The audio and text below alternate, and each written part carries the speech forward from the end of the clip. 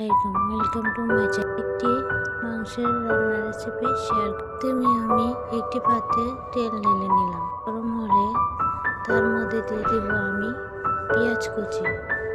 পেঁয়াজগুলো ভেজে নেব।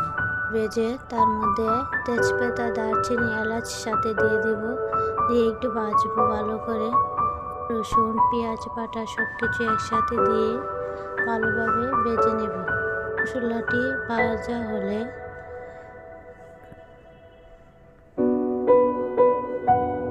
কালারও অনেক সুন্দর হয়। পারে অতটুকু ভেজে নিয়েছি। পরিমাণ মতো জিরের গুঁড়ো দিয়ে দিলাম।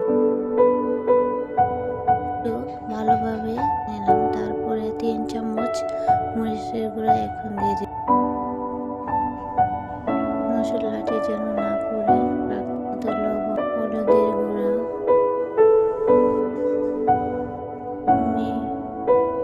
দিয়ে দিলাম। হলুদের গুঁড়াটি দিয়ে দিলাম। এই হাঁসের জন্য চামচ দিয়ে দিচ্ছি।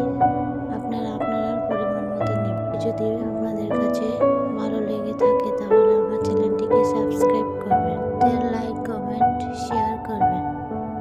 আমার হয়ে গেল। তারপর হাঁসের মাংসগুলো দিয়ে দিব। ভালোভাবে মিশিয়ে নিব। কষানো হলে কালার